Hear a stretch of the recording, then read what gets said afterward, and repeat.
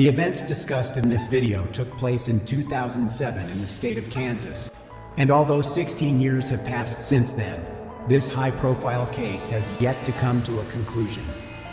On January 5th, 2007, 19-year-old Jodi Sanderholm, who lived with her parents in Arkansas City, went to a dance rehearsal that was held at the college where she was attending.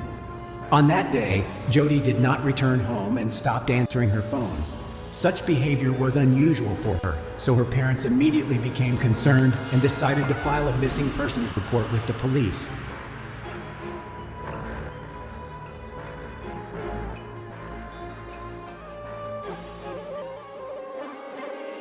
Jodi Leanne Sanderholm was born September 26, 1987 in Arkansas City, to Brian and Cindy Sanderholm. She was the third child of her parents.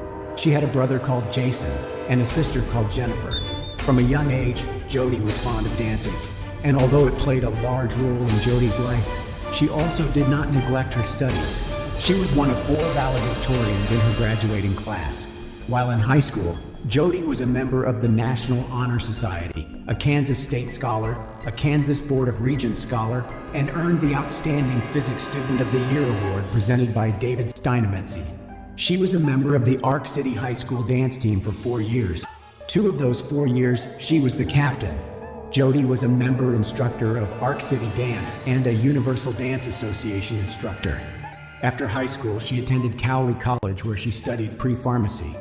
While at Cowley, she was a member of the Cowley Tigerette dance line. In 2007, the population of Arkansas City was about 12,000.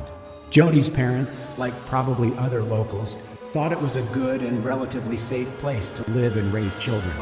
However, after Jodi disappeared and the details of what happened to her became known, many began to realize that safety was only an illusion and that the man was the most dangerous beast. On the morning of January 5th, 2007, Jodi drove her car, a Dodge Stratus, to college for a dance rehearsal that was scheduled to end at 10:45. After the rehearsal, she intended to return home. Cindy called her daughter's cell phone several times, but she didn't answer, which was highly unusual. Jodi always kept in touch with her family, and even if she missed a call, she would call back soon. Cindy had a bad feeling about this. She decided to get off work and go home to see if Jodi was all right.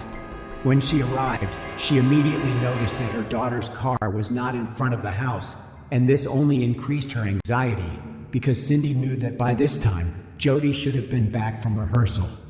Upon entering the house and looking around, Cindy realized that Jodi had not returned home.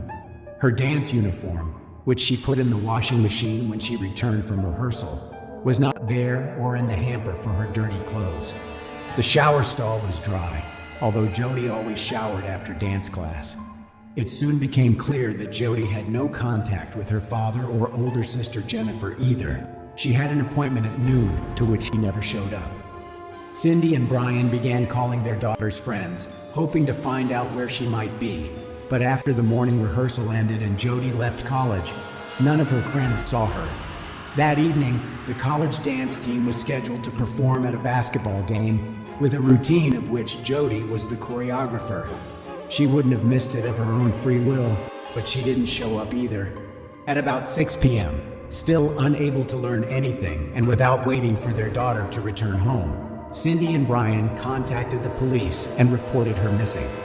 Officers from the sheriff's office immediately put together flyers depicting and describing Jodi, began to inquire about her last known whereabouts, and put out an APB on the vehicle she was traveling in. The police learned from Cindy and Brian that Jodi had a boyfriend she had been dating since high school. His name was Colby Wilson. When contacted by phone, he reported that he had been at his brother's house in Texas for several days. The police quickly ruled him out as a potential suspect because his stay in another state was confirmed. The next day, January 6th, was very eventful. Lori Leglighter, Jodi's best friend with whom they had been friends and danced since high school, provided the police with important information. They both enrolled at Cowley College, where they went on to study dance. Lori reported that she left work at Sirloin Stockade in Arkansas City around 10 p.m., Tuesday, January 2nd, and noticed a light blue car drive by the restaurant several times as she left. On her way home, she noticed a car following her in her rearview mirror. "I thought something strange was going on," Lori told the detectives. She decided to see if the car behind her was really following her, so she started turning onto different streets. The driver of the car behind her was doing the same thing, and it really scared Lori. She drove to the local police station and parked next to it, thinking that the stalker would leave her alone. She didn't see him after she stopped, so she drove home again. However, she had to go back to the parking lot near the police station because she saw the car chasing her again. Lori sat in the car for a while before driving home. She told the detectives that she didn't go to the station because she thought it was someone else's stupid prank, but that wasn't really all. On Friday, January 5th, the band Tigerette Dance Line was rehearsing at the college. According to Lori, she and Jodi got there around the same time and, as usual, parked not far from each other. Lori spotted the light blue car again. What's more, she recognized the man behind the wheel. It was a local resident, 23-year-old Justin Thurber. Lori did not know him personally, but had seen him several times in the company of his older brother and his friends. Lori and Jodi left practice at the same time and were supposed to meet up later, but Jodi never showed up for that meeting. Soon, several members of the dance team revealed that they too had seen Justin near the college during the past week. He always sat in his car in the parking lot and just watched. Within the first 24 hours of Jodi's disappearance, police had driven all over the city, but could not find her car. Arkansas City is surrounded by fields and wooded areas. They brought in a fixed-wing aircraft to search the area from the air. The car was more difficult to hide than a person because of its size, so the police hoped to be able to see Jodi's car from the air. It was determined that the last time her cell phone signal was received, it was from a cell tower located near the Kaw Wildlife Area. This is a vast, wooded area along the Arkansas River. At this point in the investigation, only one person, Justin Eugene Thurber, who was identified by Lori Leglighter and other members of the dance group, was considered as a person who might be involved in the disappearance of Jodi Sanderholm. It is important to note here that despite his young age, Thurber was well known to the police.